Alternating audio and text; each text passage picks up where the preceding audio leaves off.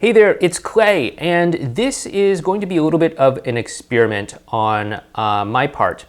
And what's been happening, let me just give you the background story behind all of this before we go ahead and get into this. But as you may know, if you've been following me for a while, I have been running a podcast called Love Talk FM for about 2 years now. And that's been going great. However, I have noticed that as we are developing our business more and more, as we're developing the Modern Love more and more, we are trying to consolidate things underneath the modernlove.life website.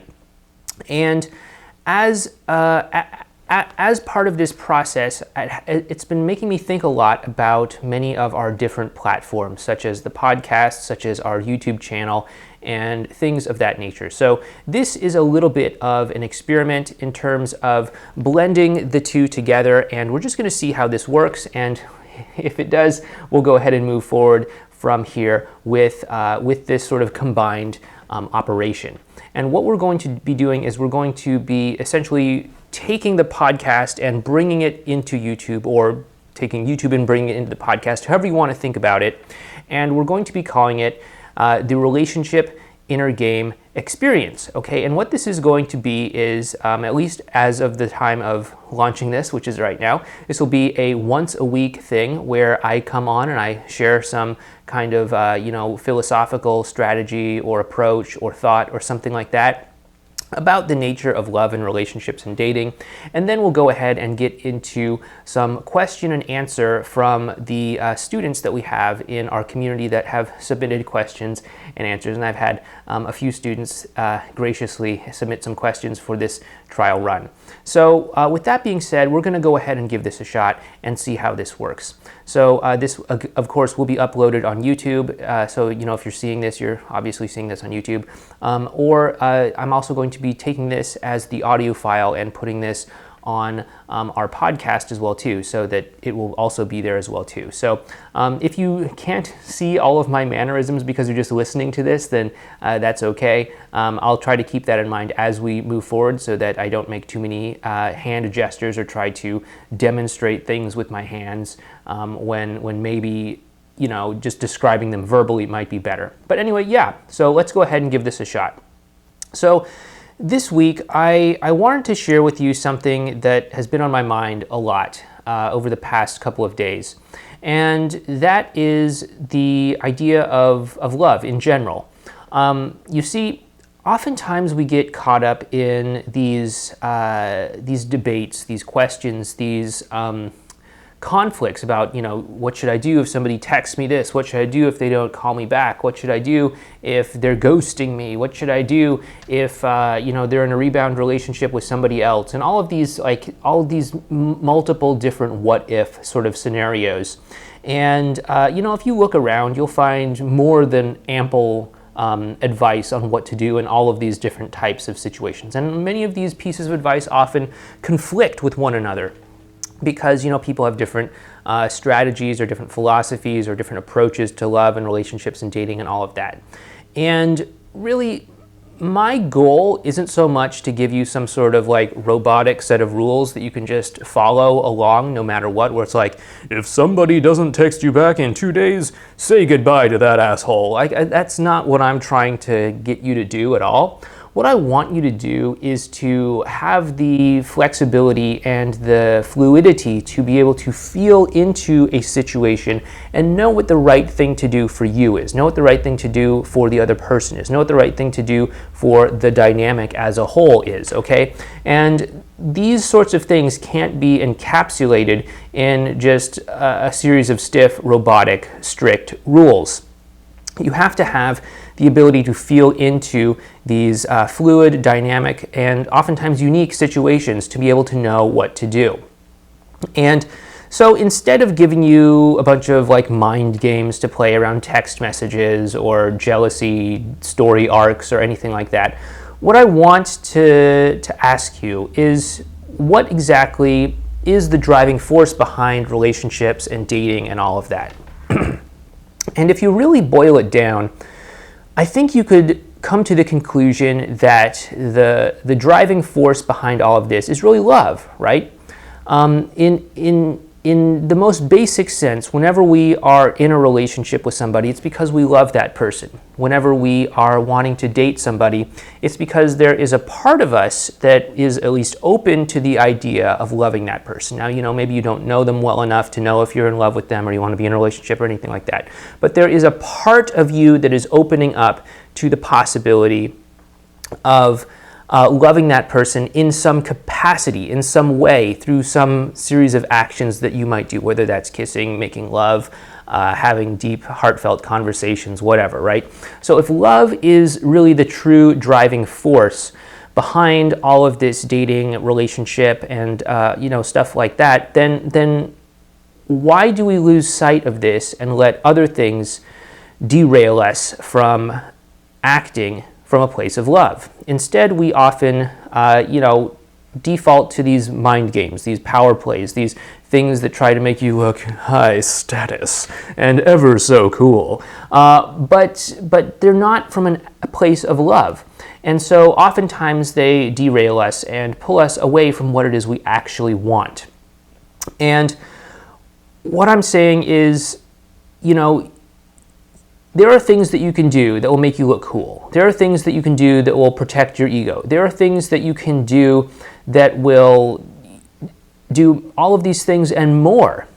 But that is not what I am trying to teach you. I'm trying to teach you how to have a great relationship, a great dating life, okay? And those things are not always congruent. They're not always one and the same. You may have to do things in order to have a great relationship that will not make you look cool. You may have to do things in order to have a relationship that will not aggrandize your ego, that may actually involve you destroying your own ego, or at least eroding it a little bit. But at the end of it, at the bottom of it, at the kernel of it, the seed that is what makes a great relationship is actually love. So if you trace what you should be doing back to any specific situation or any specific circumstance that you might be in, all you really need to do is ask yourself, what would you do from a place of love?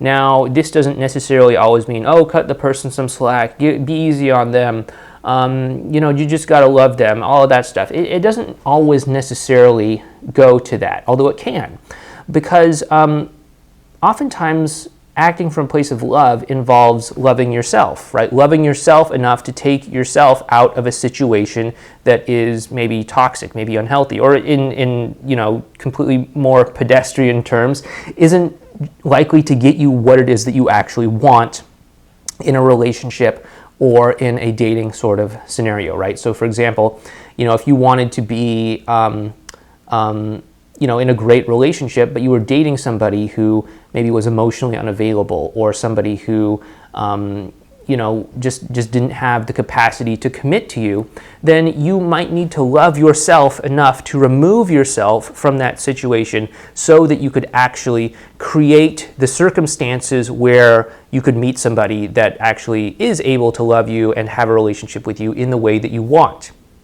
Okay, and yes, also sometimes it will involve cutting somebody else some slack, going a little bit easy on them, understanding that, maybe you just got out of the hospital, so it might take you a little bit longer to text me back, and I don't need to freak out on you because it took you like 6 hours to reply to a text message or something like that, right?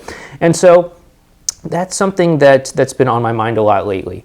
You see, I've been going to a Landmark Forum course. I went through the Landmark Forum like a year ago, and that was pretty cool. I'm not going to say it was like the best thing in the entire world, like maybe some people out there, but it was a pretty good experience. And if you're curious about it, I would recommend going and doing that again. But anyway, I signed up for this course, this seminar on the topic of money, and I've only been to one of the sessions so far, and I barely even started it, but just by going through it and just by reading through the first assignment, just something like really struck me. And that was that I view money and the way that I treat it, the way that I interact with it, the way that I spend it, the way that I save it, I treat it all as like an act of love. I treat it all as a way of trying to get love or connection into my life, or trying to feel loved or connected, or trying to show somebody that I love them or am connected to them in some way. And I found a way to kind of trace this back to kind of every sort of monetary transaction that I've made. Even something as simple as, like, I don't know, checking a bag at the airport or something, that in a certain sort of sense is a way of trying to create love or connection in my life. And you might be thinking, well, how is checking a bag at the airport instead of, having it be your carry-on or something, an act of love? And the way for that is because, for example, if I'm traveling somewhere with my wife, if we check our bags, then suddenly we have more freedom as we're moving through the airport or the flight or something like that, to have a better connection with one another, to have more special moments with one another, as opposed to being tired and sweaty and having to carry around all these heavy things and all that stuff and all of that. So even something as simple as that is an act of love. And other things as well too, such as like going out to dinner or something like that. I mean, obviously creating some sort of great circumstance where you could perhaps feel connection or love with another person. That's obviously a good example of that. But I've been having a lot of these thoughts about money, and it really had me stop and think about relationships as well too, because I think when you really boil it down, everything that is behind a relationship or behind dating is an act of love, or at least it should be. But we can often confuse this with, keeping score, playing games, playing hard to get, pretending to be the alpha male or the alpha female, if there is an alpha female, I don't know, or stuff like that. And so I think that it's really important to kind of go back to basics. And again, you're in this whole relationship thing because there is a part of you that wants to express love, express connection in some form, even if that's just something as simple as express sexual connection, express sexual desire, or something like that, right? And as long as we can remember that, we can act from the place of love instead of getting caught up in games and what if situations and status plays and all of these like weird things that people often try to make relationships and dating about. So I hope this has helped you out. And with that being said, we are going to transition at this point into the questions from students of some of our courses. And I'll be going to those now. Okay, our first question is from Vixen. Now, Vixen writes in and says, "Hi, I would like to know more about your thoughts on the amount of investment that you should give. I know that you spoke about investment in some earlier podcasts. I'd say this applies to a lot of scenarios. With an ex, with somebody that you're dating, with somebody that you'd like to date that maybe isn't investing the same as you right now, or the amount that you'd like. Do you think that the best course of action is to continue with small investments for as long as that seems feasible?" Okay, so when it comes to investment, I think that when you're first getting to know somebody, having a small level of investment, like maybe sending them a text message or maybe even asking them out on a date or something like that, can be a great place to start. But obviously you don't want to over-invest by doing something like declaring your undying love for somebody that maybe you just met that you've barely know, or something like that, or proposing to somebody or anything along those lines. I mean, I think we all know on some level that that's not the best way to go when it comes to building a strong foundation moving forward. But as you start to have more of a solid foundation of a relationship with somebody, and I use the term relationship loosely, what I'm really talking about is like an association with somebody. So Maybe you are simply just dating somebody, and you've been dating that person for, maybe a couple of months or something like that. Now, at that point, you have a certain level of comfort, a certain level of stability in that dynamic, and you can actually start to make larger investments in that interaction, right? So maybe you might suggest, going away on a weekend trip, or maybe you might invest by maybe planning some sort of surprise party or something like that for their birthday or for some other special occasion. And those types of investments are absolutely okay because you have that stronger emotional foundation of consistency, of trust, of love, of emotional connection between the two of you. So when the relationship is still kind of new, still kind of fragile, the amount of investment that you should make should be a little bit smaller, and the amount of investment that you can make in a more mature, more stabilized relationship, that can obviously be a whole lot bigger because you have more of that relational equity, that relational capital saved up in the sort of bank model that I described once in a podcast quite a long time ago. So I hope that helps you out, and I hope that gives you a bit of a good starting point.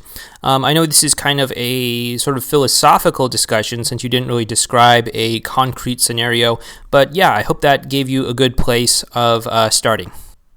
Our next question is from Coral. Coral writes in and says, there are some men in my life that are nice to me and seem like they would be a good fit for a partner. However, they spend a lot of time working. They don't have the energy to go out and date or add something new to their life. If we are detached, okay with their busy lives, and a strong enough connection is fostered, could a relationship naturally fall into place somehow? And the answer to that is, yeah, it absolutely is possible for a relationship to fall in place. Just as a little bit of a backstory, I don't know if a lot of you guys know this, but when I first met Mika, almost 10 years ago now at this point, I was actually in grad school working on my thesis, and I was, just to put it kind of plainly, stressed beyond belief.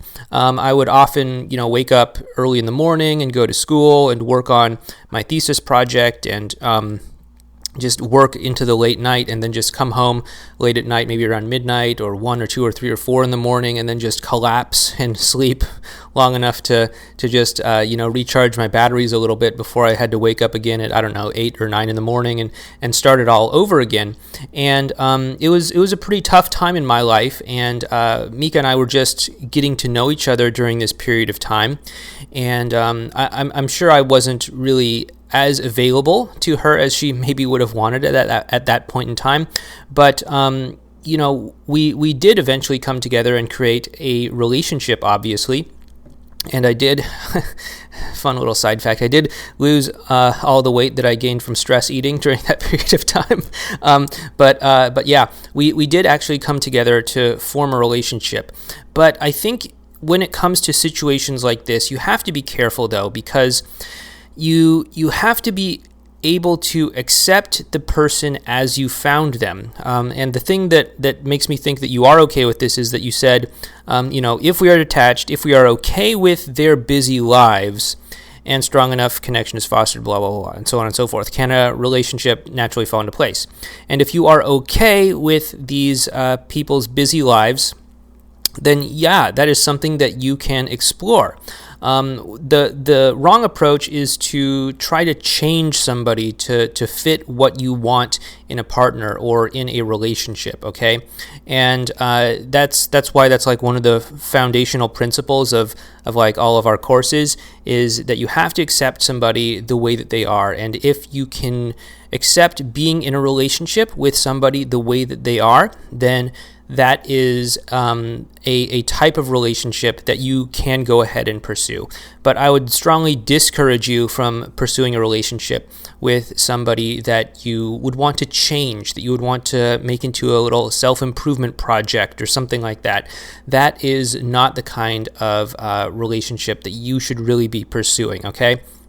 So, if these are the kind of guys that you can be okay with as they are, then sure, go ahead and date them or interact with them, or consider where something might go with them, if you're interested.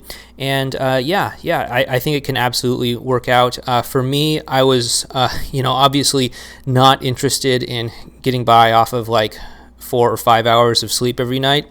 So, once my school thesis was over, I slept for about 17 hours straight, and then I kind of got back to my regular life, and Mika and I were able to go forward and create a more stable, more emotionally connected relationship at that point. But it was something that both of us wanted. It wasn't as if I was just trying to keep her at arm's length or something. There were just circumstances outside of my control, or actually they were in my control because I voluntarily chose to enroll in that school and in that program and everything. But those circumstances kept me from being able to have the kind of connected relationship and the kind of availability that maybe she would have wanted at that time. But thankfully, she was able to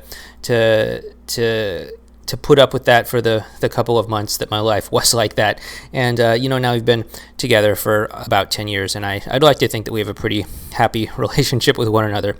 But anyway, yeah, I hope that helps you out, Coral.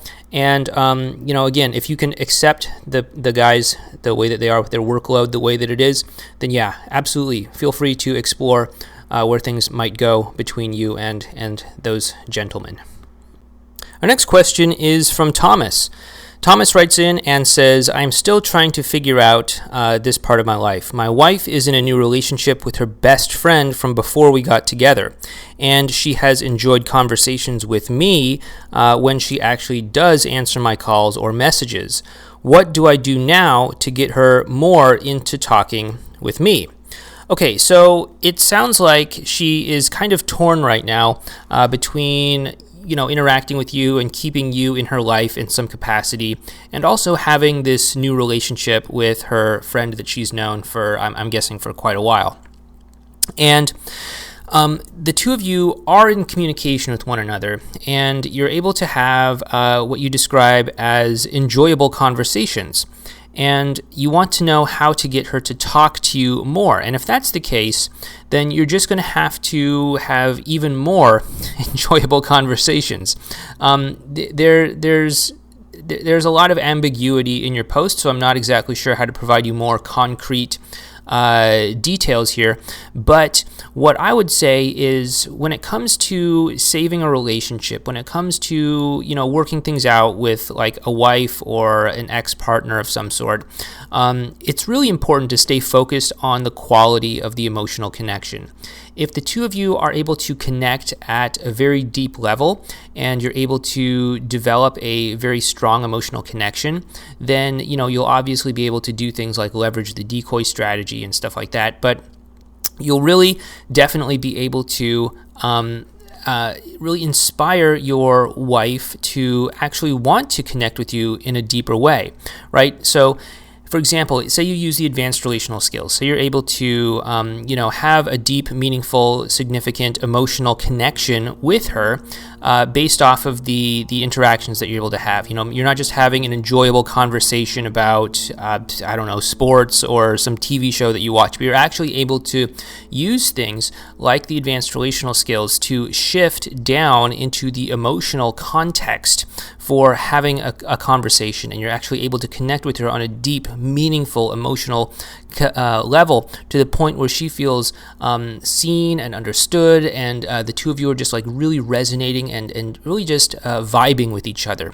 If that happens, when you hang up the phone, she's going to think about you, and she's going to think about you for days to come, possibly even weeks to come, because chances are that was the most rewarding, emotionally uplifting conversation that she has had in quite a long time, even more so than perhaps even the conversations that she's having with her new partner, okay? And if this keeps happening on a consistent basis, then the emotional connection between the two of you is going to get stronger, and she's going to miss that, and she's going to want that more and more and more. So if you want her to get closer to you, if you want her to actually talk to you more, you're going to have to focus on that emotional connection. You're going to have to look for places in those advanced relational skills where you might be a little bit weak or a little bit soft, okay? And generally the place that I would look when it comes to situations like this would be in the advanced relational skills of awareness, because if you are able to dial in to the emotional undercurrents that are flowing through a conversation or an interaction in any given moment, you will absolutely see all kinds of opportunities that you could jump on, all kinds of conversation opportunities that you can take advantage of, and you can just open up new levels of conversation, new ways of connecting, new discussions to be had that maybe you wouldn't have seen if you were up in your head thinking about, I don't know, how serious is my wife and their rebound partner? Are they getting dangerously close or something like that? As long as you're thinking about stuff like that, you're being pulled out of the present moment, and you're not able to catch these just absolute jewels of conversations that you could have if you were paying attention. The second place that you might also look is on the advanced relational skill of acceptance and empathy. Okay, now where this happens is when you take an actual interest and actually demonstrate to your wife, for example, that you are really empathetic and really curious about what her experience of life is. And as you develop this and as you really reflect this back at her by showing her that you can perceive what life might be like from her perspective or from her shoes, what's going to happen is she's going to feel closer to you, right? Because who else out there is able to get her the way that you do? It's pretty kind of cliche actually, but a lot of women complain that men just don't get them. Men always want to solve the problem, whereas women just want to talk about it and vent and be seen and heard and stuff like that. And vice versa too. But as you kind of work on this, you can be like that one guy in like 100 or 1,000 or something that's just able to hold space for her and just listen to her, not trying to change her, not trying to fix her. And by the time that she's done, talking about something, expressing something, complaining about something, whatever, she just feels so connected to you in a way that she is completely unable to feel with probably most other men out there, because they're always in that masculine mode of trying to fix or something. And so if you can really work on those two advanced relational skills of awareness and empathy and acceptance, then you will absolutely be able to have a deeper connection with your wife, okay? So I hope this helped you out, and please keep us updated on how things go moving forward. Okay, and next up we have Daniel. Daniel says, "Hey Clay, here's a question that you could answer. My ex and I live in different countries, but I travel to her city regularly. Next week, I'm going to be in town, and I hope that we'll meet. Lately, she has been quite unresponsive, like there's some sort of tension. It might be normal given our situation, I think. She is in a relationship, and last time we met, we had a great connection together. After that, we had an exchange via email in which she expressed vulnerability. I'd say this is an early crisis point scenario. You say we could keep having positive interactions with our ex up until the point where it feels like we are a couple again, right? But I'm wondering, how can this play out if, number one, we are in this long-distance situation, and number two, she is dating another person? I am asking because I'd like to have some vision in my mind when I'm with her of how this could play out, so some guidance would be welcome. Okay, so first of all, if your ex is in a relationship with another person, then they're definitely not going to be past the crisis point, right? They're going to be at crisis point or possibly something earlier. And if your ex is at the crisis point or something earlier, then it's not going to feel as if you're a couple again, which means you're not going to be able to go to like the new beginning stage. So if that is the case, then you have to work on the quality of the connection between the two of you to the point that the other relationship kind of falls apart, or your ex voluntarily chooses to leave that relationship in order to explore what's possible with you. So your ex has to get past the crisis point first. So you're going to have to stay focused on that emotional connection to really move things past the crisis point before you really need to worry about continuing to interact to the point that it feels like the two of you are a couple again. But with that being said, you have this other question about the long distance situation, okay? And you can feel close to somebody via long distance, okay? And of course, there are obviously ways to do this via the different hierarchies of communication. You know, everything from text messaging, email, and Facebook messaging, and all those stuff at the bottom level of communication. And there are those things up at the top level of communication, such as phone calls, face-to-face meetups, or, you know, video chats, and things like that, right? And so what I would do is I would take advantage of those as much as possible. Do what you can to shift the communication up to the higher levels of communication, such as video calls or phone calls, or, you know, on times when you are visiting the city that she lives in, I would go ahead and try to get some sort of face-to-face meetup at that point. And what this will do is it can actually start to inspire not only a better degree of communication, because there's less chance for miscommunication when you're able to see somebody's facial expressions and hear their vocal tone and all of that stuff versus just reading like text on a screen or something like that. But you'll also be able to inspire a sense of closeness, because she'll be able to hear your voice, she'll be able to see your face. And it's actually not uncommon for people who live far away from each other to see each other and interact with each other a whole lot more than they do with friends who maybe even live in the same city. And it's because when somebody is, in town visiting or something like that, it feels like more of a special occasion, and you go out of your way to make sure that that meetup happens, whereas somebody who might live in the same city, it just doesn't feel as urgent or something like that. And so we often let that slide between the cracks.